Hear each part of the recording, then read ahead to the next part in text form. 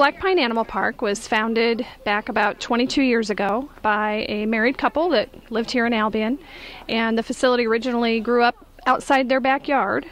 And in 2004 we became a nonprofit organization, a 501c3, and then in 2006 we moved to this new 18-acre site, and we've been redeveloping up through the last year, and I would say this year, year 5 here at the current location, is pretty much the relaunch of the Black Pine Animal Sanctuary. What makes us different from a zoo is that we don't buy, sell, breed, trade, or even really seek out animals here. We're not really about being an exhibitor of the animals so much as we are about giving them a really peaceful, healthy place to live out the rest of their lives in as natural of an environment as possible. I oftentimes tell people it's a little bit like adopting a dog from the local humane society. You may be getting a mixed breed dog and you don't care because you love that dog and you want to give it a good life. The same thing's kind of true for a lot of the exotic animals who come into Black Pine. Their histories, we don't have any pedigrees. We don't know that they're not hybrids. We don't know that they're not the best genetic candidates for saving their species in the wild. And so that's why these animals live in a sanctuary and not in a zoo. They're not good candidates for species survival.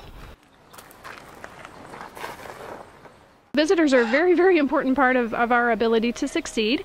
Our visitors that come through that are interested in not just seeing the animals, but hopefully learning about why these animals live here in Albion, Indiana. You know, where do they come from? How do they end up as pets to begin with? The education side of our mission is why we have chosen to share the animals' personal stories in that way. We bring a lot of field trips through and do a lot of more traditional education with young people about wild animals in the wild and conservation of their natural habitats and that sort of thing too. Right now, Black Pine turns away about 100 animals a year, just in our little neck of the woods here.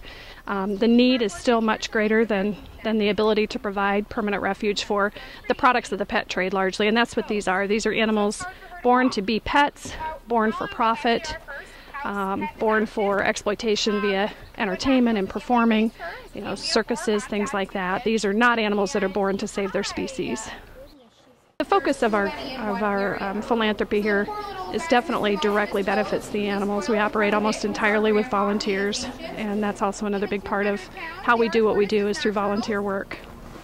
And you can see there are giant vegetable pans. The newest thing to happen here at Black Pine Animal Sanctuary was the completion of the new black bear habitat, and this wonderful facility was made possible by a donation from Michelle Schloss, and she's associated with Ligtel Communications here locally in Noble County.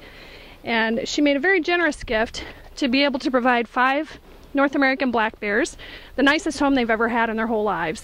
Things we're doing this summer, we are hoping to be able to provide a new home to a little female gray fox, and in order to do that, we're in the quoting stages to get a new habitat built for the fox who lives here now, Ozzy, as well as this little female.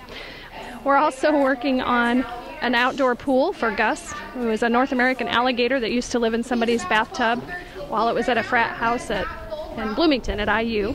So that's on the agenda. We're also in need of building a permanent cougar habitat for Mira. Mira's a little female cougar that was rescued from the same place where the bears came from last November.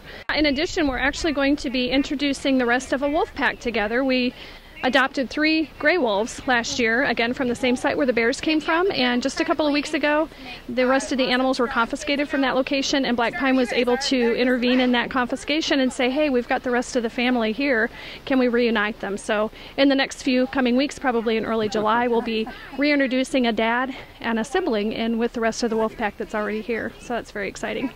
Healthy here. I'm like